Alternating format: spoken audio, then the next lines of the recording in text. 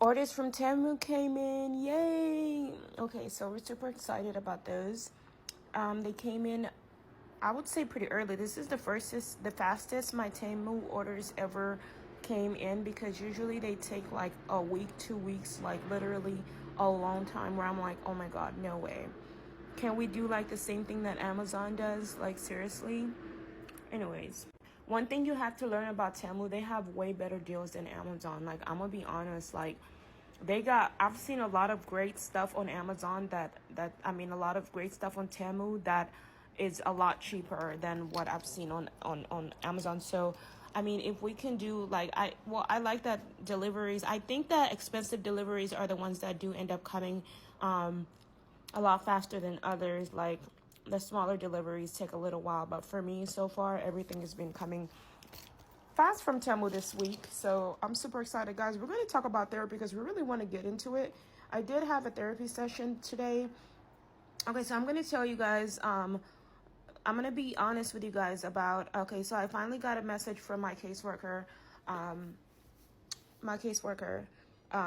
Deja. So she got me, I'll say Kasia. I don't want any problems with anybody, but okay, so it says, "Good evening, Sandra. I hope this email finds you well," which I'm glad she was pretty nice, really nice in communicating to me.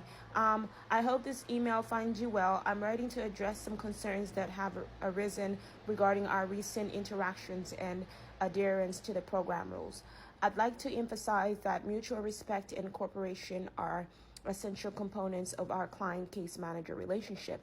Inappropriate text requesting ICMS follow you on social media platforms. I didn't know that was an issue anyway. I didn't really read much, but I don't remember ever enforcing it. I told Brianna and anybody, like, usually when I send a video, I would put follow me on social media, because I usually feel like I talk to everybody. I talk on my social media, I talk to everybody. So I sort of tell them my concerns, my issues. That way I don't have to text them personally. So, and that way if they want to hear from me, they can just go to my social media and figure it out. So I feel like there's nothing wrong with what Deja wrote to me. I feel like there's nothing wrong with what she wrote. Okay, so hold on, let's do requesting ICMS follow you on a social media platform, sending videos of yourself in undergarments. Okay, now this is an issue that I have had, where I have like split personalities, where like 1 minute I'm doing one thing, the next minute I'm doing another, just because I have transformed from I was drugged and raped, and I was in, so many different mental institutions where they've helped me deal with my issues. And so there's some times where my behavior, I don't understand it, but I do believe that I copy a lot of behavior from what I see other girls do on social media. And then I assume that me and my caseworkers are friends, like me and my best friends. We would just send each other pictures and videos, but these would be just completely innocent pictures and videos. Even if it's in underwear, me and my friends would always like compare stuff together, my friends from the past, which I love them very much, because they were really there for me and open, and they were not judgmental.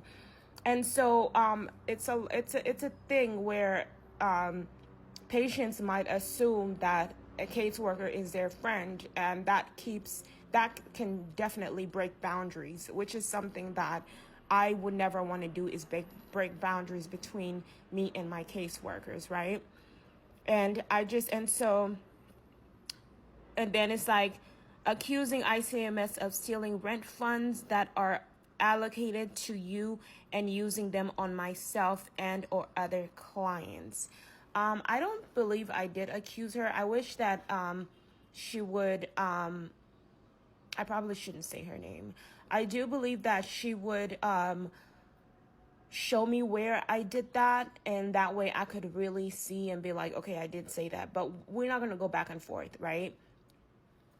So sending that video, so basically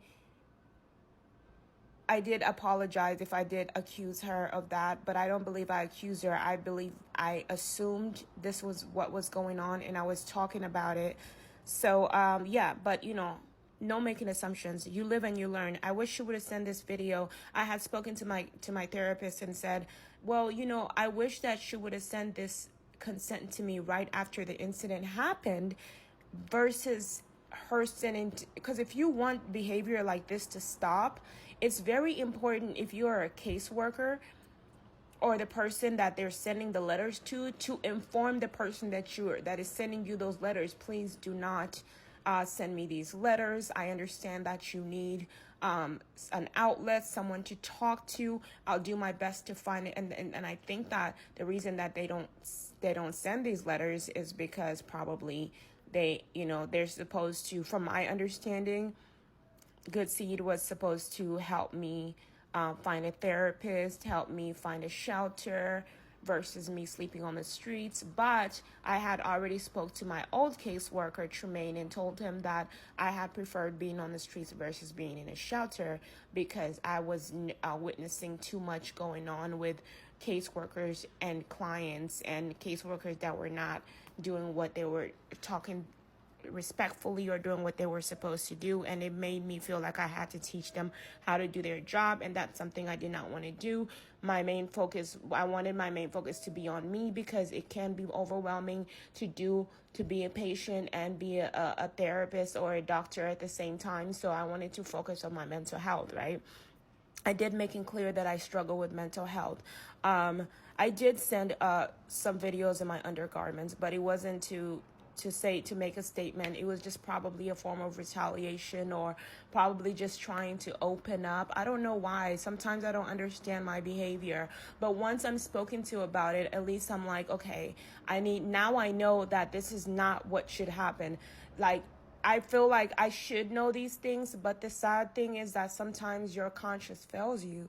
And then when your conscience fails you, you're like, well, I don't understand why, what pushed me to do this? Like, what made me think that me and these people were that cool that we can talk like this? This is not, supposed to be happening. Well, anyways, overall, I'm glad that she did speak to me about it. I don't like that she waited until I was like, well, maybe I should get a new caseworker before I heard it, but better late than never. So she wrote, as a client within our program, it's important to uphold a level of professionalism in all forms of communication, whether verbal or visual. Sending videos in which you are not fully clothed crosses a boundary that is inappropriate within the context of our client-case manager relationship. I want to emphasize that this message is not intended to shame or judge you in any way. Rather, it is an opportunity to reinforce the importance of professionalism and appropriate communication within our program. Moving forward, I kindly request that you refrain from sending videos or any other form of communication that may be considered inappropriate or violate professional boundaries. Completely understandable. I appreciate you letting me know. I'm not upset. It is a little embarrassing, but I'm not embarrassed. I refuse to be embarrassed because then I can inform people that need to be informed and people that need to hear this, because I understand people's mental struggles. I might not understand every step of every issue that they're going through, but I can tell the difference when someone is struggling with mental health. And I personally would address the situation right away. Okay, so calls. And so she put calls. I have 48 hours to respond to return clients' calls. You called me on Monday and Tuesday when I was planning to make contact with you today, Wednesday. I saw a text from you asking for a new case manager due to having not spoken to me. My having not returned your call within the time you'd prefer. My superior attempted to contact you as per your request nearly a month ago. Please feel free to reach out to him, Isaac, with additional concerns.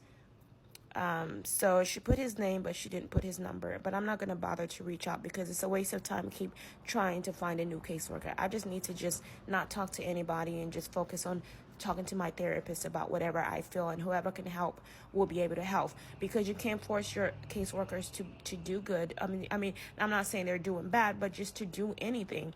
Expectations moving forward. As your intensive case manager, I'm here to support you, and you see how she's saying every step of the way, and it's crucial that we work together collaboratively. You see, those were her words. Crucial that we work together, and for me, in my case, I didn't feel like we were working together, and sometimes that can cause me to feel unheard, and probably that's why I send those videos, so I can feel heard. That's all, but